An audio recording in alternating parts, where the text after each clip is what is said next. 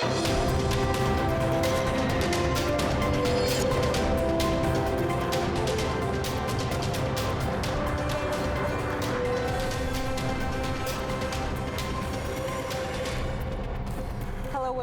to the Daily English News program on Azərbaycan Televiziyasının Gülər Hətamova. On October 8, President İlham received a Croatian delegation led by Gordan Jandroković, Speaker of the Parliament.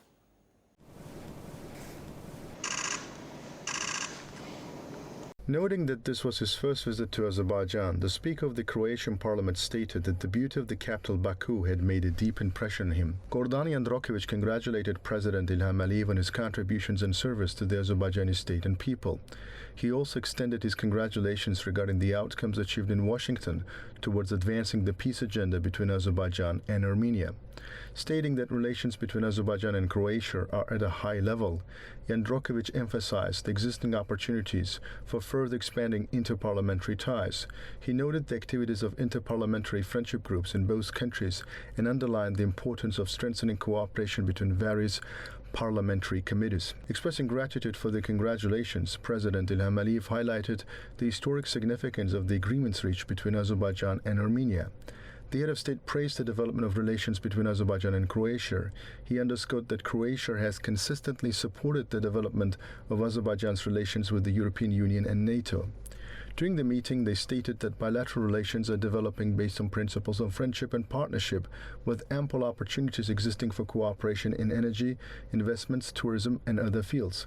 They also discussed the prospects for advancing relations with international parliamentary organizations. The great return to the territories liberated from occupation continues. A total of 18 families totaling 69 individuals have been resettled in the village of Khan Yurdu in Khojalı district and received the keys to the new homes. So far, 237 former internally displaced persons from 69 families have been resettled in the village of Khan Yurdu in the Khojalı district. October 8, 2020, on the 12th day of the Iron Fist operation, our units targeted the headquarters of the military unit, infrastructure and weapon storages of the Armenian Armed Forces. What other developments unfolded 5 years ago on the 12th day of the Patriotic War? Let's take a look.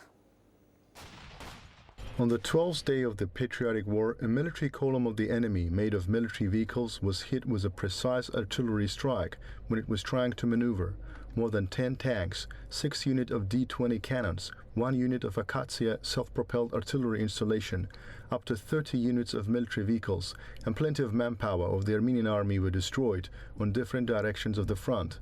The information about this was released by the Ministry of Defense. The Ministry of Defense shared the video footages of the abandoned armored vehicles which the Armenian army left on the battleground and the military trophies acquired in the liberated Horades village of Fezuli district. Azercosmos Open Joint Stock Company shared the imagery of the liberated Jabrayil city obtained from Azarsky satellite.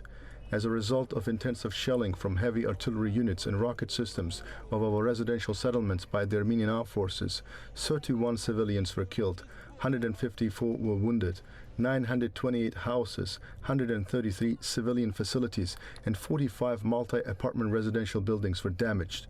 This information was released by the General Prosecutor's Office. Vice President of the Heydər Əliyev Foundation, Leyla Əliyev, attended a high-level climate dialogue held in London. As part of the dialogue, she drew attention to the declining level of the Caspian Sea. A high-level climate dialogue on sea level fluctuations and uneven consequences, the experience of the Caspian Sea and small island developing states was held at the historic Marlborough House in London. During the event co-organized with the Commonwealth of Nations, which unites 56 countries, Vice President of the Heydər Əliyev Foundation, founder and head of IDEA Public Association Leyla Əliyev, drew attention to the problem of declining Caspian Sea levels. She noted that over the past 30 years, the world's largest lakes have suffered water loss and plastic waste pollution, which further exacerbates the situation. Recalling the successful hosting of COP29 in Azerbaijan, she emphasized the importance of implementing practical steps on the way to COP30, not just ideas. Leyla Aliyev also spoke about the activities of the IDEA Public Association in the field of nature conservation and youth engagement in this process. At the end of her speech, Leyla Aliyev noted that attitude toward nature is an indicator of attitude toward humanity, and not neglecting the Caspian gives hope for its viable future. COP29 chairman, representative of the President of the Republic of Azerbaijan on climate issues, Mukhtar Babayev, in a speech called on the international community to show solidarity regarding the Caspian Sea, similar to how it is done for the Amazon and other tropical forests.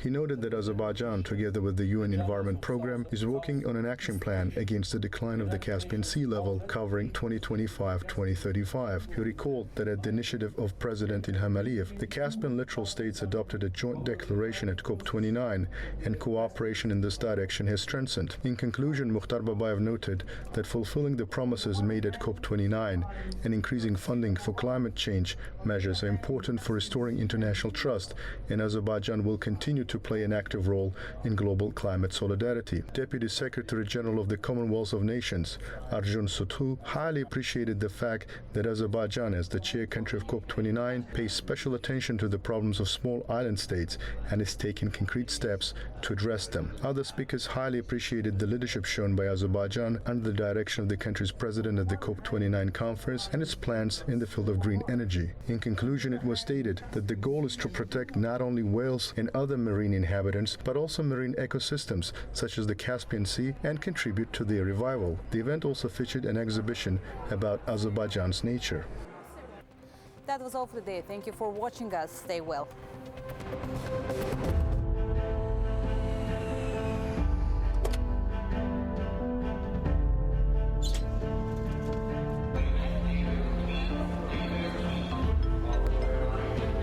Təyyarədə gecikmə var.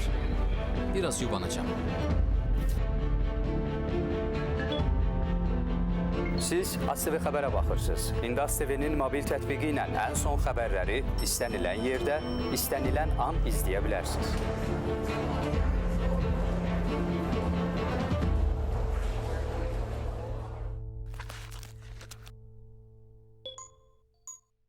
Azərbaycan Radiosu 105 FM. Ulduzlar yatar, bircə baxışla günü oyadar. Gəl baxışınla baharı qaytar, quşlar qayıtsın, qoy qatar qatar.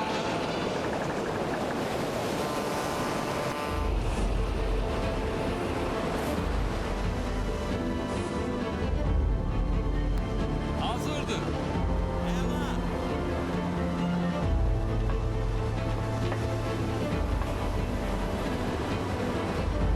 Deməli hələ baxmağa vaxtımız var.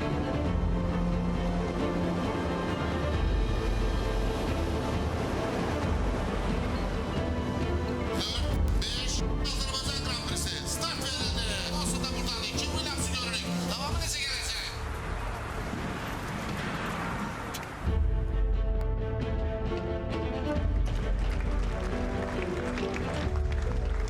Təəssüf edirəm xanım, gecikmisiniz. Konsert artıq başlayıb.